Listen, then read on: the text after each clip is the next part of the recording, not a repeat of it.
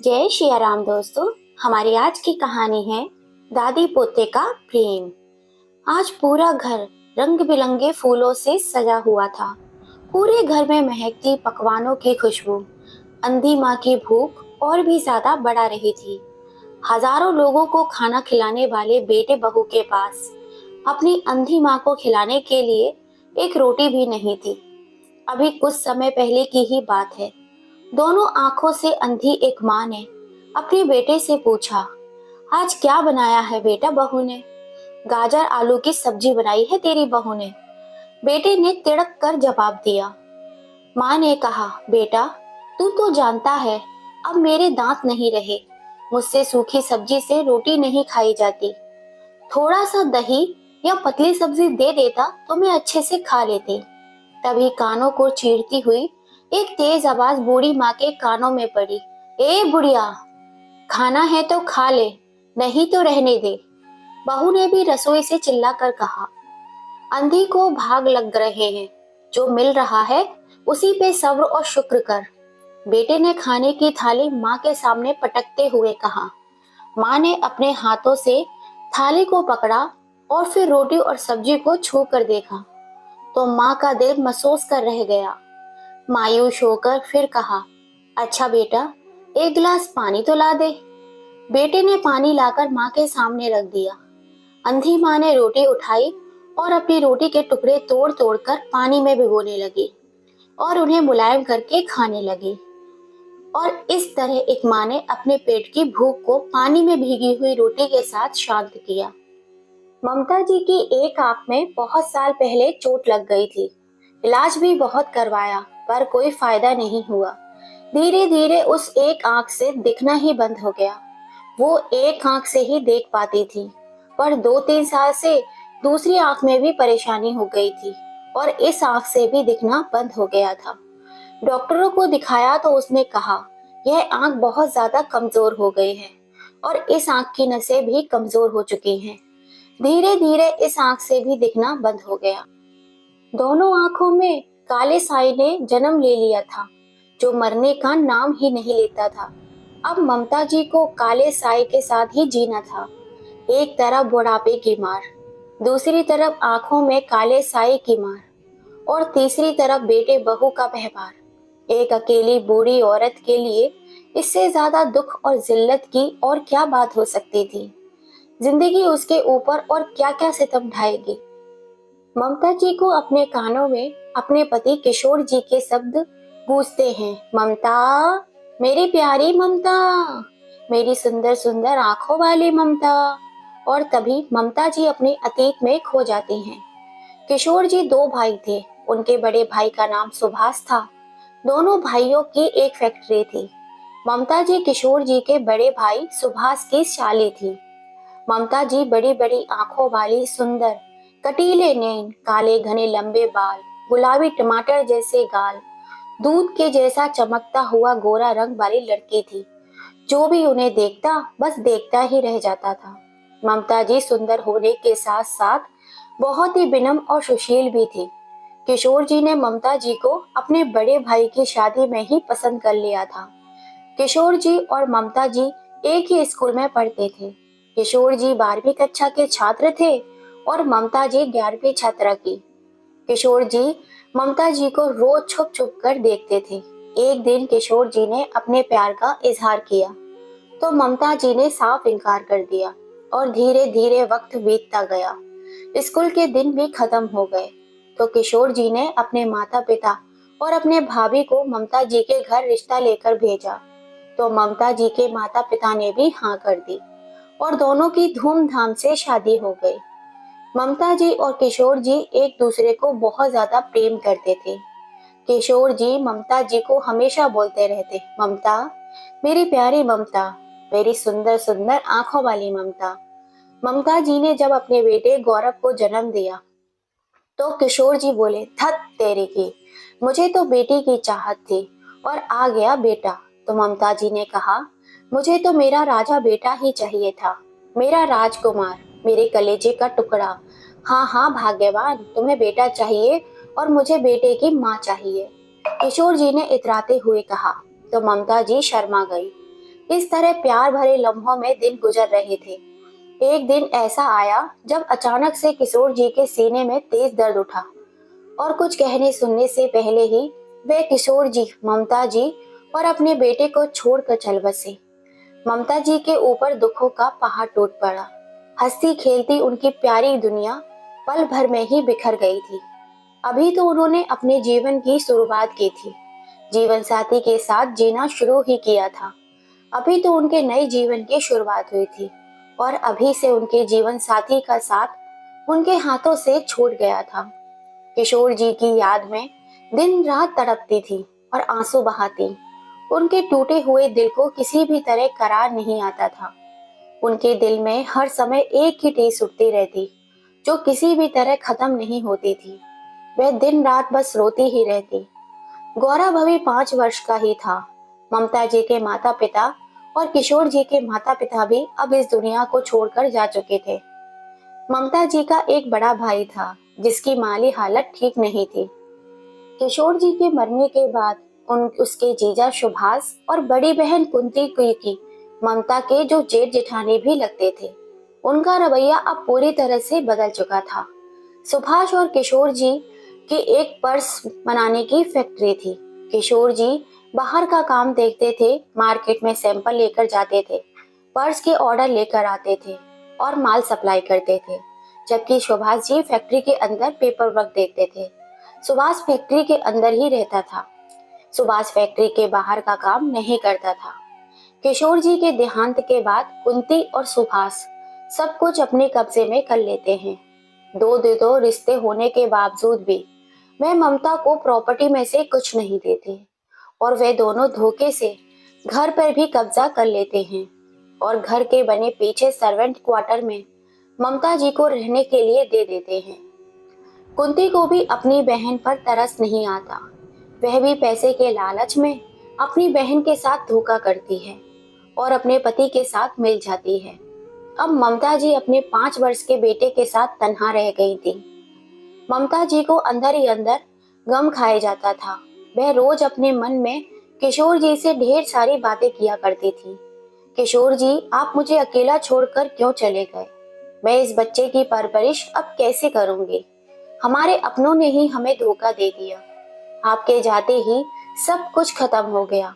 एक तो पति के जाने का गम और ऊपर से बहन और जीजा के धोखे के ममता जी को निढाल कर दिया था। ममता जी कई दिनों तक किसी सदमे में रही, लेकिन जब वह अपने बच्चे को देखती तो उसे बहुत रोना आता। अगर उनका बेटा उनके पास नहीं होता तो वह अब तक मर गई होती, लेकिन अपने बेटे के लिए वह जिंदा रहती। धीरे धीरे ममता जी अपने आप को संभालती है और आसपास के घरों से कपड़े लाकर सीने का काम शुरू कर देती हैं। कुछ बच्चों को ट्यूशन पढ़ाना भी शुरू कर देती है। ममता जी सिलाई कर करके और बच्चों को ट्यूशन पढ़ाकर अपना खर्चा उठाना शुरू कर देती हैं। उसकी बहन कुंती और जीजा सुभाष उसे कभी आकर भी नहीं देखते। सहारा देना तो बहुत दूर की बात है। जब इंसान पर दुखों का पहाड़ टूट पड़ता है तो उसके अपने ही उसका साथ सबसे पहले छोड़ देते हैं। यही ममता जी के साथ हुआ था। ममता का भाई एक सज्जन व्यक्ति था, परंतु उसकी माली हालत ठीक नहीं थी, तो वो अपनी बहन को क्या सहारा लगाता। वह तो खुद पाई पाई के लिए मोहताज था। उसने कुंती को भी कितनी बार कहा कि ममता के साथ धोखा मत कर, उसका हिस्सा उसे दे दे, उसका हक उसे दे दे, लेकिन कुंती ने उसकी एक नहीं सुनी। पैसों की लालच में सुभाष और कुंती को कठोर दिल बना दिया था। उनके हृदय में अब लेश मात्र भी दया नहीं थी। ममता पर उन्होंने तनिक भी रहम नहीं खाया। उन्होंने ममता जी को दर दर की ठोकरें खाने के लिए मजबूर कर दिया। ममता ने धीरे धीरे मेहनत करके अपने बच्चे को अच्छी शिक्षा दी, अच्छा जीवन दिया। ममता जी की इतनी उम्र नहीं थी, लेकिन अपने बच्चे के कारण उन्होंने दूसरा विवाह भी नहीं किया। अपना जीवन उन्होंने अपने बच्चे के नाम कर दिया। यह सब सोचते हुए ममता जी अपने अतीत से बाहर आई और आंखों से टपकते आंसू ममता जी को सोचने लगी, ये वही बच्चा है जिसने मुझे आज सूखी रोटी सूखी सब्जी दी है, वो भी बहुत जिल्लत के साथ। मैंने जिसे अच्छा जीवन देने के लिए अपना सब कुछ कुर्बान कर दिया, वही बच्चा है ये। मेरी आंखों में तो अंधेरा है, लेकिन जिसकी आंखें उजाले से रोशन हैं, उसे अपनी माँ की बेबसी क्यों नहीं दिखाई देती? अपनी माँ के वो जख्म जो वो हर रोज देता है, क्यों नहीं देख रहा वो सितम जो वो और उसकी पत्नी मुझ पर मिलकर ढाते हैं? ममता जी की बूढ़ी आंखों से आंसू बहे जा रहे थे। तभी किसी के हाथ उन आंसुओं को पहुंचने लगे। दादी, आप चुप हो जाइए, देखिए मैं आपके लिए क्या लाई हूँ। दादी की 16 साल की पोती रिंकी अपनी दादी के आंसू साफ करती है और प्यार से कहती है, दादी, मेरा बच्चा क्या लाया है मेरे लिए? दादी ने जल्दी से मुंह खोलिए ना अपना। दादी मुंह खोलती है तो रिंकी उन्हें जल्दी से रबड़ी खिला देती है। दादी को लच्छेदार रबड़ी बहुत ही पसंद थी। कभी कभी रिंकी ट्यूशन से आते समय दादी के लिए लच्छेदार रबड़ी लेकर आती और प्यार से अपनी दादी को खिलाती। दादी खुश होकर उसे अपने सीने से लगा लेती। ममता जी ने गौरव को अच्छे संस्कार दिए, अच्छी परवरिश दी, लेकिन उससे ममता जी को ऐसी उम्मीद नहीं थी। लेकिन ममता जी की पोती रिंकी अपनी दादी को बहुत चाहती थी। जब भी कभी ममता जी रोती तो रिंकी उनके आंसू साफ करके उन्हें सीने से लगा लेती थी। एक दिन घर में सुबह से तैयारियां चल रही थी। घर को सजाया जा रहा था, पकवान बन रहे थे। पकवान बनते ही रिंकी ने दादी को ले जाकर दे दिए तो माँ ने अपनी बेटी पर भड़क गई और बोली, हाँ हाँ, दे दे तू उस बुढ़ी को पहले, उसका भरना भर दे, चाहे सब भूखे रह जाएं, चाहे तेरे भाई के आने से पहले सब कुछ खत्म हो जाए, लेकिन उस बुढ़ी को पहले दे दे। रिंकी भी अपनी माँ की ही बेटी थी। खींच कर बोली, दादी घर की बड़ी है, पहले दादी खाएगी, उसके बाद सब खाएंगे। और पहले खाना दे भी दिया तो क्या जुल्म हो गया? आप अपने घर से थोड़ी ना लाई हैं, ये सब कुछ दादी का ही तो है। रिंकी के मुंह से इतना सब सुनते ही उसकी माँ तड़क जाती है और मैं तेरे पापा से कहूंगी, यह कहकर वहां से चली जाती है। आज घर में तैयारियां जोर शोर से थी, इसलिए चल रही थी क्योंकि आज इस घर का पोता लखन, किशोर जी और ममता जी का पोता पटना से अपनी पढ़ाई पूरी करके 5 साल बाद लौट रहा था। घर में चारों तरफ खुशी का माहौल था। रंग बिरंगे फूलों से घर सजाया गया था। सब ने नई नई पोशाकें पहनी थी, सिवाय ममता जी के, क्योंकि उनके पास केवल 2 सफेद साड़ी थी, जो एक धोई जाती थी और दूसरी पहन ली जाती थी। ममता जी अपने हाथों से दीवार पे लगे फूलों को छूकर देख रही थी और अपने पोते के आने की खुशी को महसूस कर रही थी। उनका दिल आज बहुत खुश था। ममता जी अपने पोते से बहुत प्यार करती थी और उनका पोता लखन भी उनसे बहुत प्यार करता था। पटना जाते समय लखन केवल अपनी दादी से ही लिपट लिपट कर रो रहा था और कह रहा था, दादी, सबसे ज्यादा मुझे आपकी याद आएगी। मेरा बस चलता तो मैं आपको अपने साथ ले जाता, लेकिन हॉस्टल में घर का मेंबर अलाउड नहीं करते। आज पोते की आने की खुशी में जो रौनक ममता जी के चेहरे पर थी, वो रौनक कभी स्कूल के दिनों में हुआ करती थी। चेहरे पर भले ही उम्र का पहरा है, लेकिन दिल तो खुशी से झूम रहा था। भले ही चेहरे पर झुर्रियां हैं, लेकिन झुर्रियों के पीछे जो खुशी थी, उसको ममता जी महसूस कर सकती थी।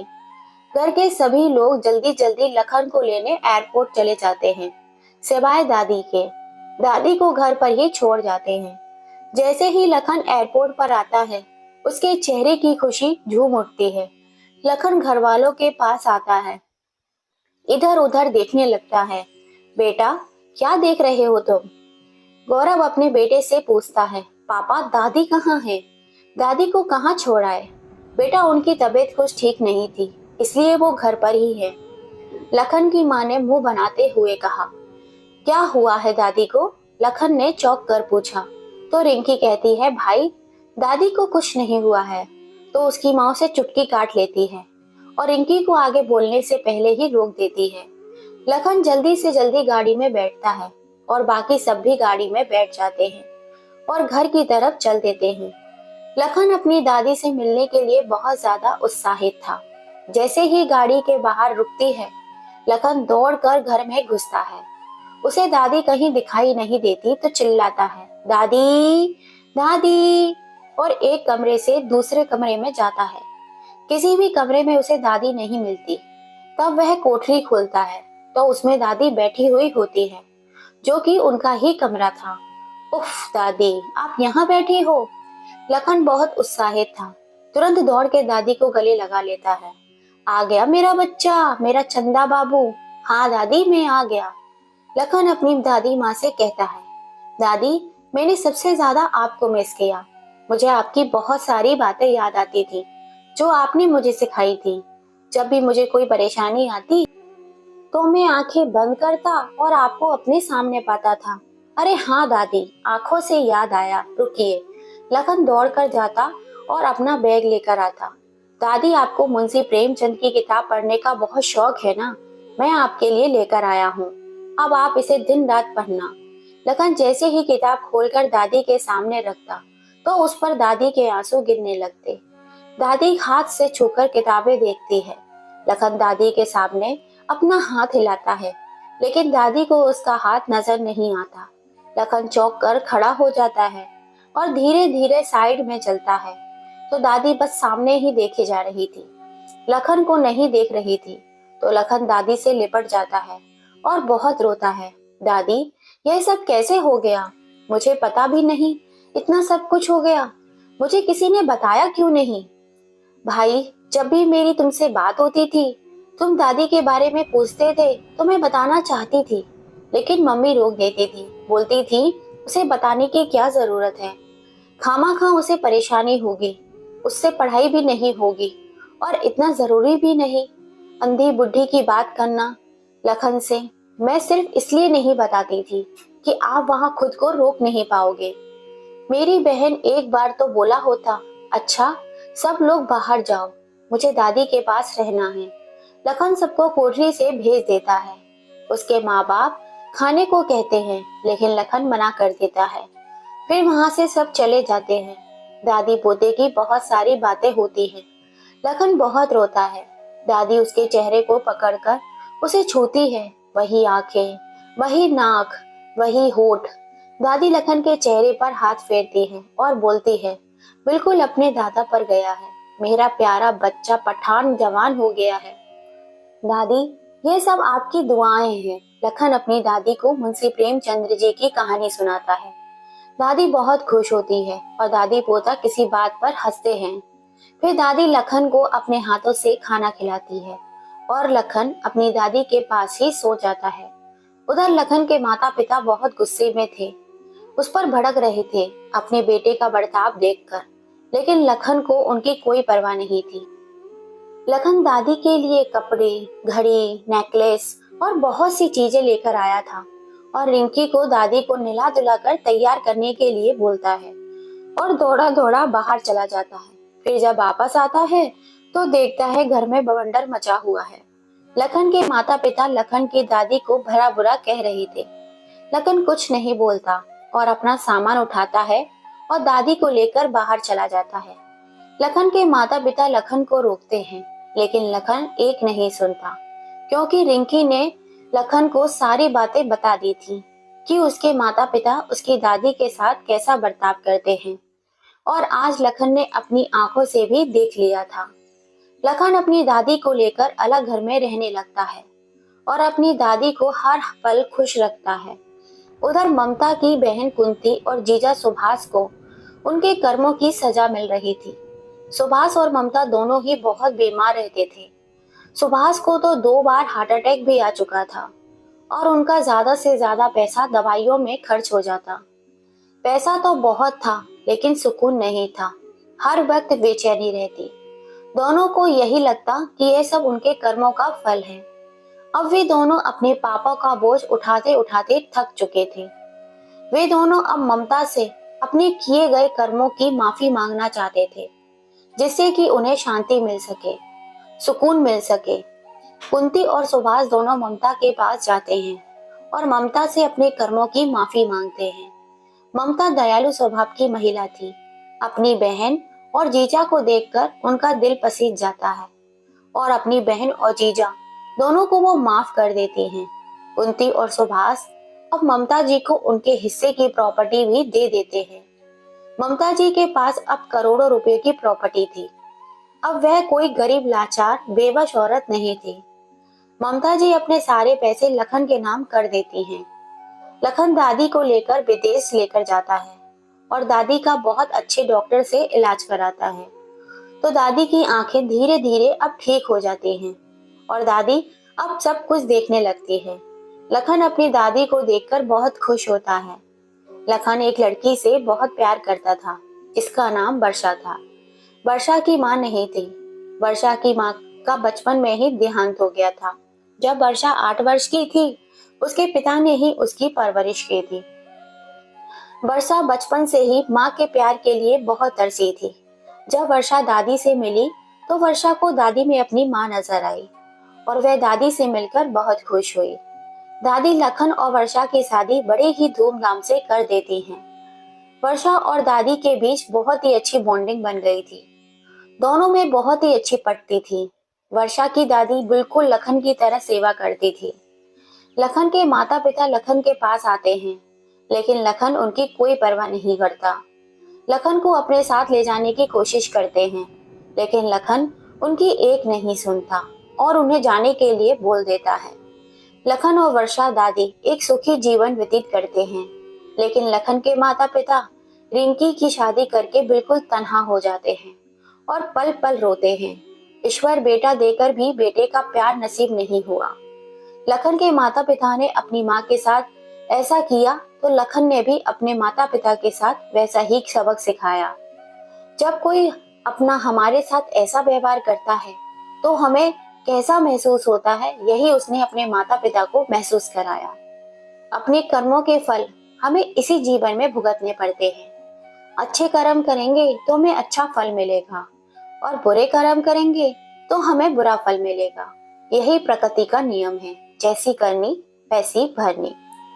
तो दोस्तों, आपको ये कहानी कैसी लगी? प्लीज अपनी राय कमेंट करके हमें जरूर बताइएगा। और कहानी पसंद आई हो तो ज्यादा से ज्यादा इसे शेयर कीजिए, लाइक कीजिए, सब्सक्राइब कीजिए। फिर मिलेंगे आपसे ऐसे ही किसी कहानी के साथ। जय श्री राम दोस्तों।